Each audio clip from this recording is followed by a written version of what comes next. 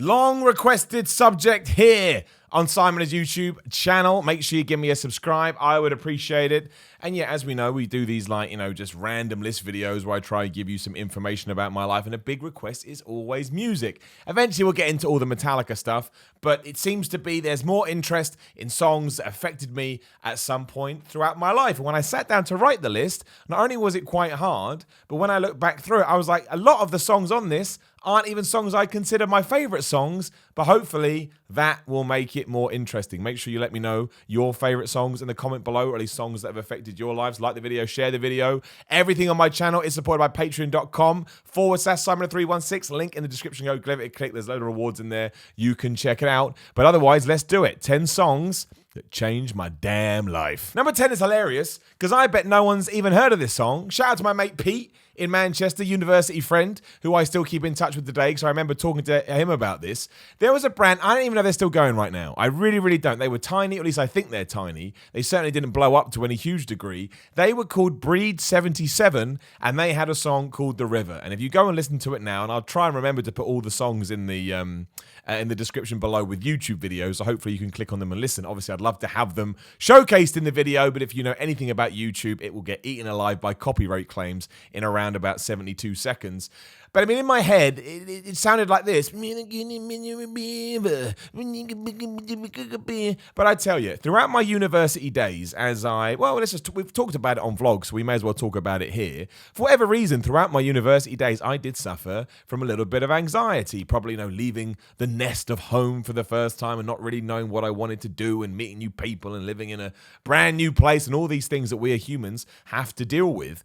And amazingly, I just stumbled across this song. I don't even remember how I did it now. I don't really know. If you said name another Breed 77 song, I got a clue. But The River, actually, it's just, brains are amazing. I saw it on Scuzz TV. I was at home in the summer holidays. Where did this come from? Memory, I didn't even know. Isn't this fun? But yeah, I was at home in the summer holidays or whenever it was, one of the holidays in between university. I was watching Scuzz TV. Yes, that's how old I am. Well, I'm not that old, early 30s, but still.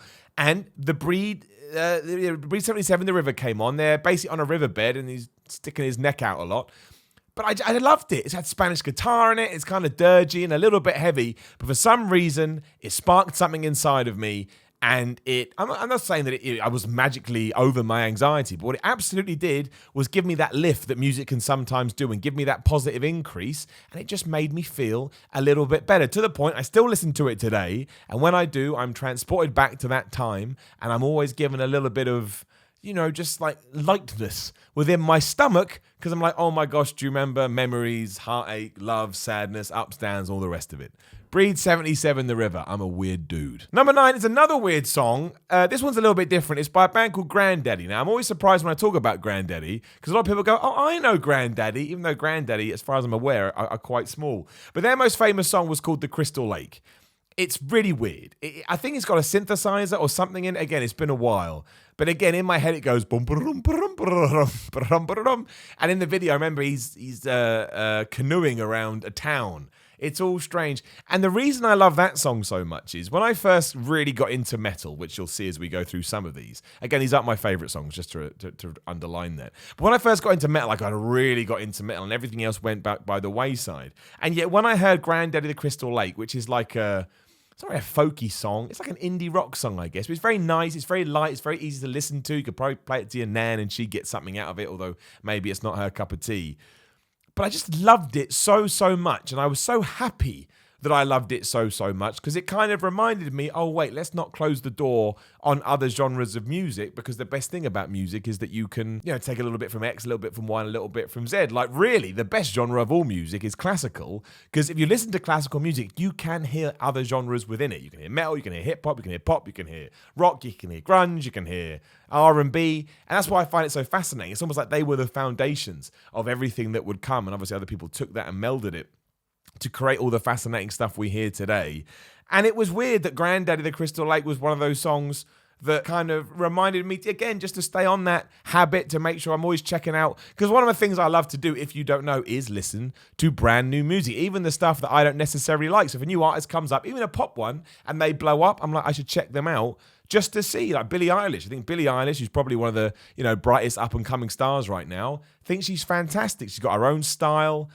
She's influenced by these sort of things that you wouldn't necessarily believe a pop star would do. And I think she'll absolutely smash it more and more as we move forward. And I'm not saying it was because of Grandaddy I do that, but when I sat down to write this list, and again, I just let my brain whir, that was one of the thoughts that I had. Grandaddy. Number 8 really does go back into when I was getting into metal, and I'll tell that story when we get to number 1, hint, tease, and all of that. It is To the Devil Is Due by a band called Diamond Head. Now, Diamond Head were part of the new wave of British heavy metal. I mean, Iron Maiden are probably the biggest band to come out of that. I don't want to get into too many specifics. And Diamond Head really, they should have been the biggest one because they influenced everybody. Well, Anthrax, Metallica, Megadeth, maybe not Motorhead, they may have been more on parallel, I don't know. But you can kind of look into a lot of those bands that spawned out of that early 80s metal scene, and Diamond Head will be on their list. But for one reason, they're a UK band. But for one reason, obviously, British, move on. But for one reason or another, they never smashed it like they wanted to, even though all these now famous rock stars cite them as this huge inspiration. And I stumbled across them because of my love for Metallica. And Lars Ulrich, the drummer, would go on about Diamond Head all the time. Diamond Head this, Diamond Head that. I think they even borrowed some of Diamond Head's riffs. Well, they covered a lot of Diamond Head songs. I mean, they covered on the Garage Inc. album. I can't remember now. Anyway, they covered some of their songs. So I went out and I bought a Best of Diamond Head album. And again, this was during university as well. And To the Devil Is Due is, I don't think it's necessarily one of their more famous songs if you are a Diamond Head fan. I understand they're still a niche band. But I would listen to that thing time and time again, to the point I even remember traveling home on my bus from my last exam, talking to a girl called Lindsay, who was in my university too. And I was listening to that song. She was doing her own thing. When the song finished, why this all ties in, I don't know. She said to me, Simon, what are you going to do now? We're going to leave university. And I was like, I don't really know, but I was reading N64 magazine, Official Nintendo magazine at the time. And I said, well, I quite like video games and I quite like writing. Maybe I'll get into video game writing. And it was in that moment when I decided I was going to become a video game journalist. And around about a year after that, I was working down in Bournemouth as a video game journalist. I still love that song. I still think it's great. It's a very odd listen. It's not massively heavy. It's a bit dirgy again. I know I've used that word a couple of times, and it kind of builds. But it's the bit in the middle where it all strips out, and you've got just this really powerful vocal over sort of separated instruments as they build back up. It is my favourite Diamond Head song, which I don't think a lot of Diamond Head fans would say. And yeah, like I say, because it reminds me of that bus ride, and when I made this huge decision, you can kind of argue it changed my life. Which ties into number 6, which hilarious is Papa Roach. And it's not Papa Roach. What the hell was their big song called? Cut My Last Resort. Thank you, there we are. The one that gets in here is Getting Away with Murder. And this ties into my journey and getting my first job, because when I had left university, I went back to the cinema that I'd been working in, because that's what you do, right? You don't really know how you're going to get a quote-unquote proper job, for lack of a better term. And I thought, well, I've been doing that for a while. I'll go back and do it. And it got to the point I'd been there maybe a little longer than I wanted to. And the anxiety was coming back a little bit. The worry, wasn't sure how I was going to circumvent this. And the Chronicles of Riddick movie was playing.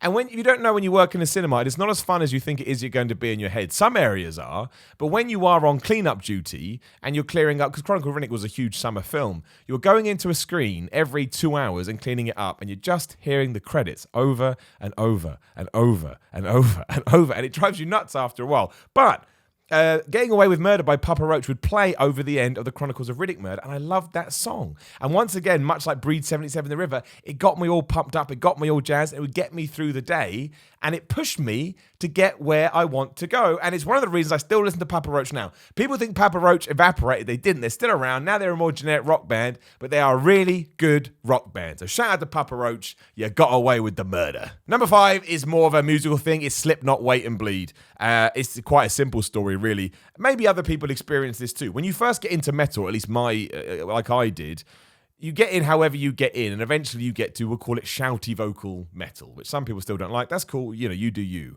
And I couldn't get into it at first. And now nothing is heavy enough. Like if someone's screaming to the point their voice explodes, I'm like, is that all you got? Come on, loser. But yeah, back then I couldn't work it out. And there's 2 bands, but this one gets in more. Well, Killswitch Engage and Slipknot. They're the 2 bands I started listening to when I was like, oh my gosh, I'm getting it. I understand. And it was Wait and Bleed, the song by Slipknot got me, which off that first album is the most accessible, we'll call it, even though it's still pretty much got a hard edge. But the fact that Corey Taylor sings on it, the fact that it's kind of got a melodic chorus, I think you can say. And having that, because the first Slipknot album I believe to be one of the best debut albums ever in terms of what a band set out to do. Like Slipknot were angry, Slipknot were pissed off, Slipknot hated the world, and Slipknot wanted to make sure that came across on record. And that is Slipknot's first album. It's 20 years old, just passed, and it sounds just as raw and just as angry as it did then. And that is a credit to everybody involved. And having Wait and Bleed in amongst all that, which again wasn't necessarily as hard as the rest, then you need this in music. It opened a door for me to be able to step through, and then I understood everything else because they gave me just enough of what they were, but also just enough of what I was used to. And then again, like I say, it was like party time for Miller in the magical metal world. And I think that's why Slipknot have been so important. I know they've kind of mellowed a little bit, and some people see them as a commercial rock band, whatever. You go back in time to 1999, you remember what they did. To me, I don't think I'd be listening to a lot of songs I do now if it wasn't for the damn Knot. This one is really weird. It's not even my favorite Alter Bridge song. I don't even listen to it that much anymore, but it is Slip to the Void by Alter Bridge. I think it's on AB3. I believe it's the first track. It's not even the best track on that album. I just remember loving it. This is a really weak one, I guess, compared to my other stories. But I remember the first time I heard that song, I know exactly where I was. I was on an airport and I was about to fly to Italy on some kind of press trip. And I was sitting in the waiting lounge or wherever you are. And I had it on. I thought, I'll listen to the new Alter Bridge album. I'll download that for the trip. Because I kind of like to treat albums like books. I know, loser. Meh.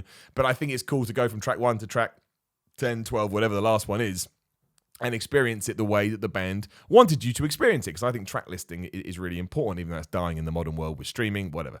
But yeah, I don't know what it was, the way it built, Miles Kennedy's vocals. I mean, Tremonti has always been pretty good at coming up with riffs. But I remember sat in that airport, again, I remember the feeling. A lot of these are remembering the feeling. And it just built up inside of me. And for around about 5 minutes, when that bit in the middle kicks in, there's this build-up riff and it explodes. I just felt like I could do anything. And again, I don't listen to that song much these days, but when I do, I'm once more transported back to that moment, and I just feel so empowered that if anybody came up to me and went, name an Alter Bridge song, my first thing would always be Slip to the Void, which I don't even think is one of their more popular. Number 3 is super specific, and we finally get into Metallica. And again, if I was going to do my top 10 favorite songs, it'd probably be like 90% Metallica. I'm not going to lie, I'm obsessed, I'm a bit weird. But I went to see them at Wembley 2007. It was an incredible gig, I'm sure some of you were there, and they did Creeping Death live. And I don't think I'd heard Creeping Death live up until that point. And I thought it was such an incredible live performance. And again, smacked me so much in the heart and so much in the gut and so much in the soul that when I was driving back to Bournemouth, which I still lived in 2007, I took a detour by Reading. I went to Dawson's and I bought an ESP EX351, which was the guitar that James Hetfield had been playing. Did not have that kind of money, put it on finance. Took me years to pay off. But I was so inspired by all of that. I went, screw this, I'm going to start a band. I started a band within a couple of weeks. I started a band using that guitar, and it was all because of Metallica, and it was all because, it was because of the live set in general, but that one song just put the idea in my brain, and I was like, I'm going to do it. And for a quick tangent, for the people that say, Simon, why do you do all these things that you do, band, gym, make the videos, wrestling, whatever? That's why. Because when something gets in my head, I'm like a dog with a bone. I can't let it drop. Number 2 is quite personal. Again, not a surprising song. One of the most famous songs ever. It's Hotel California by the Eagles. Again, it ties into something in my life that I'm going to hold on to until the day I die. And eventually one day I'll probably cry about it. But I was 16 years old. 16 is when I first got into metal and first got into guitars. We'll talk about this in a minute with number 1, but I'd gone out and I bought myself a guitar. And my dad was quite into that, I think. So my dad was well into prog rock in the 70s. His favorite band was Yes.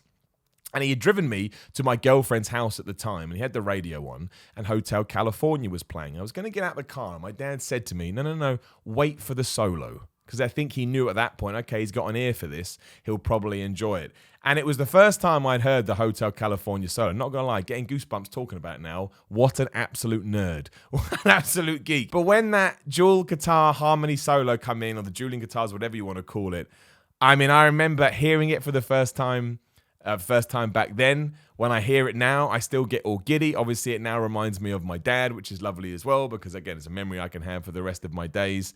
And really do believe this. I'd have to sit down and have a proper think. But again, if someone came up to me and said, Simon, best solo of all time, I think it is Hotel California, which is a real boring and a real generic answer, but nothing makes me feel that way. It's never got dull. It's never got old. I remember, shout out to Kat, the girl that lived next to me in my dorms at university, where she had to probably painstakingly hear me on my guitar, my Ibanez with my tiny amp that I bought, trying to learn that thing. I mean, I got there in the end, but shout out to Kat, who poor girl had to go through all of that. It is a masterpiece. It is a work of art. It got me into the Eagles in general, which again, a genre that I wasn't overly familiar with. And it's one of the best memories I have. That's why it gets in the list. But it can't get to number one because number one is No Leaf Clover by Metallica. Not the most obvious Metallica song you think I throw out there, but if you have watched my other vlogs, you'll probably know. It's the first Metallica song that I heard. I was driving along a car when I was 16 years old with my mate Luke. He's a couple of years older than me, so he had a car. He had the S&M album on. No, it can't have been S&M. Yes, it was S&M. I lie. It was S&M. Of course it was. And No Leaf Clover came on, and oh my gosh, I'll never be able to explain. I know how cheesy it sounds. And if I heard someone saying this, I would want to punch them in the face too. So I get it. Write it in the comments. Punch Simon in the face. But everything did change for me that day. It really, really, really did. I was in school, obviously, I was 16, and I was listening to what everybody else was listening to. So I was listening to R&B and house music, garage. And I would listen to it. I thought, okay, I get it to a certain extent. But, you know, it doesn't do anything for me. It's just a nice thing to have on in the background. I didn't really understand music. I'm not okay, you can call me an idiot. Within 20 seconds of hearing No Leaf Clover by Metallica, I was like, this is the greatest thing I've ever heard in my life. And it just took over me like venom. And again, I loved it so much. Again, my crazy, crazy brain. The next day I took all my money. I had a cleaning job. I used to clean the school after hours. I didn't have that much money. I took all the money I had. I bought a crappy acoustic guitar from Argos, and I bought every single Metallica album I could find on HMV. And back then, metal albums were really expensive. So I spent all the money I had, and I went home and I listened to Kill 'Em All, Master, Justice, Ride the Lightning, whatever was out. I remember listening to the Black Album and being like, I don't really get it. I don't really understand. It took me about a day and I was like, yes, I do. But I mean, talking about, in this video about things that changed my life, that changed my life. It inspired me to play the guitar. It introduced me to a whole new world of music. It made me feel more confidence in myself. The way I interacted with it, again, made me feel positive and like I could achieve things I didn't think I could achieve before. I understand that's all in the ether and you have to take those feelings and do something with them. But it was all because I heard Metallica No Leaf Clover when I was 16 years old. I'm an idiot. I'm a loser. I don't care. Passion is the best. Please do subscribe to the channel. Like the video, share the video, leave a comment. You know how it works. Patreon.com/SimonMiller316.